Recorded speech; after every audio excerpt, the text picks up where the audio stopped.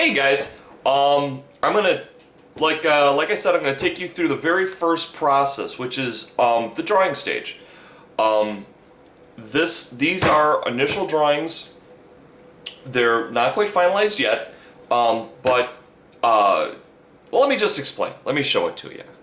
Here we go. This is a look at. Maybe I need the angle back a little bit. This is a cutaway side view of what I want my command bunker to look like in the Act 1 Battlefield set. Now, you'll notice this is fairly rough, but it's showing a lot of the things, a lot of the internal structure that Nick's gonna make a reality here that I really can't do on my end. And that's one of the things that absolutely blows me away time and time again with Nick is his unique ability to make things almost snap together like Legos. It's really, when he chose the name Modest Magic, magic was the right word to use, because as a terrain guy, I can't do this guy. I can do a lot of stuff, but I can't do this, and so this is pretty much magic to me. So let's take a look at this. We've got a cutaway view. This is going to be the support leg holding this up, and this is just one side of this. There's going to be, it's actually going to branch out around it. You can see an overhead view of what it's going to look like from the top down. But you see that tab? Nick is totally able to cut a tab right in there, and then this foot just slips right into it. Bam, perfectly. This floor. Now, when you're designing like a sister set to something, you want to think about how can you complement the two sets? How can you make them really work together? Well, I figured out where the floor was based off of where my bridge height is. So this command bunker will literally be able to have a bridge section butt up to it when we figure out the door system. And you want to think about your minis. Okay, so I drew the silhouette of the standard Trooper mini, and I started figuring out how I want to do my walls. And one of the cool things about Nick's program is once you've figured out like your base lines on things, he can go about and figure out other base lines that you might have a hard time figuring out. For instance, once I draw up the floor, I only need to do a quarter section. If it's something symmetrical like this, if I do 1/4, he's got a program called Mirror, and he can flip it and mirror it that way, and then he can take it, he can mirror it and flip it that way. Boom! My floor is done. Now I've totally figured out what my floor is. Well, now that I know what my floor is, I can say, hey Nick, I want to run a 1/2 inch thick wall with a 1/4 inch overlap. And Nick can very easily say, okay, I can figure out the geometry of this piece for you. Okay, well, I want to stack another one on top of that in the same way. A 1/4 overhang, 1/4 inch on, 1/4 inch off. Boom, he can figure that out. All right, now I want to have my gun slits. Instead of having like walls in between my gun slits, there's a word that a guy used. Crenellations or something? Anyways, you see how it's white here? This has got some lines through it. These lines are telling me and telling him that this is a cutaway. This is actually meant to be solid. This right here, because it's white and it's one piece, he's able to figure out this is actually designed to slip in between this cutaway and this cutaway. That's what gives me that gun port. That's what's going to let my figure look out. Okay? So I'm already figuring out how to do that. Now, you're looking at this. Well, what is this? How does this work? Okay, here's my roof system. Here's my roof system over here. Do you see how I've got that kind of a C cup cutaway there? That's going to actually be cut out.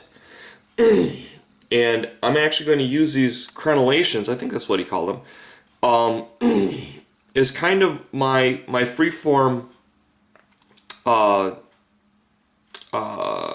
indicator going down in it. And see, I'm going to have to modify this and bring this out. Or I'm going to have to run this in a little bit deeper. One of the two. And that's the great thing about the design process. And that's one of the great things that when Nick runs through this stuff virtually, any oversights, anything that you didn't quite figure out in the draw through, it's so easy to fix. Okay? The most important thing is just the general idea. If you give Nick the general idea, he can run with it. He can run with it just the same way that I run with it. So let's go on to another print here. I want to have low defensive walls and higher defensive walls. This is an example of a lower defensive wall. It's going to use just like a vertical piece, and it's going to have curved pieces or straight pieces that are going to come out from the side that are going to butt up against each other. So this would be like the center, and this might be like one of the two side pieces on it. So there might be 3 vertical pieces, and then there would be, let's see, 1, 2, 3, 4 of these sections of walls that will butt up into the sides of them. And then they'll butt up against each other, and you can run with curves, straights, you can do whatever you want to. This one is got the over piece on it. So instead of something that you look over, this is something you're actually physically behind. So this, it can give you a greater defensive value. I wanted to have something with a low defensive value for the game, something with a high defensive value for the game. Especially if you're doing like a stepped campaign and you're getting more towards like the main objective of the campaign. Let's move on. See these big pieces up here? Here and here? I'm planning on having these removable because I'm also planning, this is the piece right here, and this shows you right here, this is the side silhouette view of what that bunker is going to look like, and this shows you how it is going to connect up to it.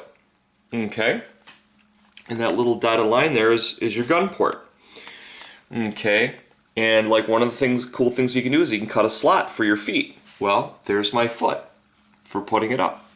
And then what we can do is we'll design this in such a way that we can slide this out, and we can replace this with an opening that you can just run a bridge piece into. Okay? Now, this piece right here, this is a shot of a ground bunker piece. Now, I'm not exactly sure how I want to do the outside shape like I've got here. Here I know how I want to do my outside shape. Here I'm not exactly sure. But I know that I want to have it on the ground. I know that I want to repeat that same motif that I had in my large bunker set. So I use the same overall structural design, and that'll give it a clean, unified look. So this is that. Now, even though this is the roof, this isn't going to be the end of the command center. So what I did is I went through and I figured out what is the maximum width on my command center. That's this piece right here. Okay? I'm going to design a low wall that's going to go all the way around it. And so they're going to be able to be inside it, and they're going to be able to be on top of it. And on top of that, I'm going to have another firing deck for more guys who can be up there shooting. And this piece here, if I want to, I can just pull this piece off and just lay it down, and it becomes its own firing deck all by itself. So you can stack it up and have an unbelievable firing base, or you can break it up to have multiple different firing locations on your battlefield. Okay? So this is an example of really how rough this can be, and this is pretty rough. I was very I was very, I had everything figured out and everything drawn out the first time I went through with Nick. We had to do a couple mirror things with this. This one I'm actually, I've gotten familiar with his what his capabilities are, and sometimes it's just easier for him to flip it than for me to try and flip it around and draw it. So, but anyways, this is getting on to be about 10 minutes, and this isn't everything. I've got other things that I want to do. I want to do some standalone towers and things like that. So you're just seeing a snapshot, and I'm going to give you a clue. Come Saturday, I'm going to be up at Nick's place, and we're going to be elbow to elbow doing work on this, and just trying to figure out the best way that we can serve the community.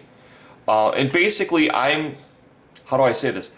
I'm really not serving the community so much as I'm trying to help him serve the community. So we're going to be thinking about just ways of getting the idea out there to you guys and show you how easy, how fun, and how profitable this can be. So love you guys. I'm going to let you go, and we'll talk to you later. Love you. Oh, and thanks again so freaking much for all your support. Like I said, Nick and I are absolutely blown away by all of this, and like I said, we're working through all of these ideas and trying to come up with the best battle plan to most effectively get this off the ground, and most importantly, serve you guys. So love you so much. Take care. Bye bye.